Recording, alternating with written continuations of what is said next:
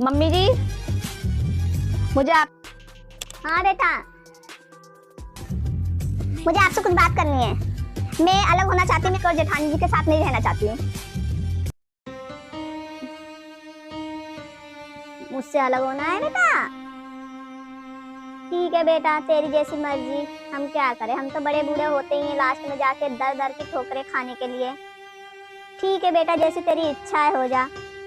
सबका टाइम आता है बेटा, ऐसी बात नहीं है। हम जब ही तो अपने बच्चों को छोटे से बड़ा करते हैं, पाल पोस के बड़ा करके उन्हें पढ़ाते हैं, लिखाते हैं, फिर उनकी जैसे तैसे जॉब लगाते हैं, क्या क्या सामान बेचते, गिरवी रखते, कितना कर्जा लेते हैं, फिर उनकी जॉब लग जाती है, फिर उनकी शादी के लिए बेटा सोचते हैं।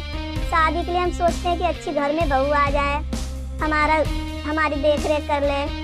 हमें ना पता था बेटा तुम हमारे साथ ऐसा करोगी। ठीक है बाबू, जैसे तुम्हारी मर्जी। देवरानी जी, मैं आपको ये बात पहले भी कहना चाहती थी, मुझे पता थी आप अलग होने की बात करोगी, लेकिन देवरानी जी आप अलग बेशक हो जाओ, आपको मम्मी जी जो अपनी खुशी से देना चाहे वो उसमें मैं आप रोक टोक बिल्कुल नहीं करूंगी। बस आपसे मेरी एक रिक्वेस्ट है हाथ जोड़कर, आप मम्मी जी को मुझसे अलग मत करना। मैं और मम्मी जी के साथ रहना चाहती हूँ। अगर आपको अलग होना है तो आप।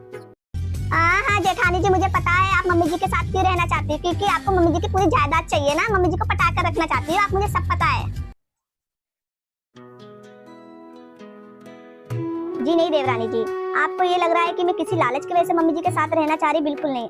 आपको मम्मी जी जो भी देना चाहे मैं उसमें रोक टोक बिल्कुल नहीं करूंगी। मम्मी जी आप जो देवरानी जी को दोगी ना, मैं उसमें रोक टोक नहीं करूंगी। आप पूरी जायदाद देना चाहो वो दे सकते हो। बस मम्मी जी मुझे आपका साथ चाहिए और आपके बेटे का साथ चाहिए। धन दौलत मम्मी जी क्या, ये तो दोबारा भी आ सकता है। आपने अपने बेटे को इतना सिखाया कि मम्मी जी वो धन दौलत तो और भी कमा सकते हैं। बड़े बूढ़े की बेइज्जती, बड़े बूढ़े की देख रेख नहीं होती है, बड़े बूढ़े का सम्मान नहीं होता। उस घर में तो माता लक्ष्मी जी भी नहीं रुकती हैं। और जिस घर में बड़े बूढ़ों का आशीर्वाद, उनका साथ मिल जाए ना, तो लक्ष्मी माता तो अपने आप दौड़ी चली आती हैं।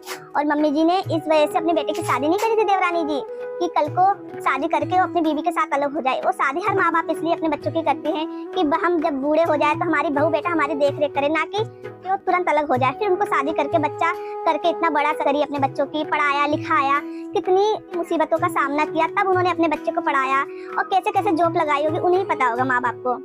और हम एक झटके में आके उनसे उनका माँ का पिता का हक छीन लें। इसी वजह से कुछ बीवियां बदनाम हो जाती, कुछ बहुएं बदनाम हो जाती है। मैं मानती हूँ कई जगह सास की गलती होती है, कई जगह बहुओं की गलती होती है, लेकिन जो बहुओं की गलती मैं उसको मानती हूँ। हमें अलग होने की बात नहीं करनी चाहिए। कुछ किसी होती है, हमें बैठ के उस चीज का समाधान करना चाहिए। हर माँ बाप सोचते हैं हमारे बेटे की शादी हो, अच्छी सी बहू आए, लक्ष्मी आए घर में, हमें 2 वक्त की रोटी चैन से मिले। और हम आते ही हम बंटवारे की बात करने लगे।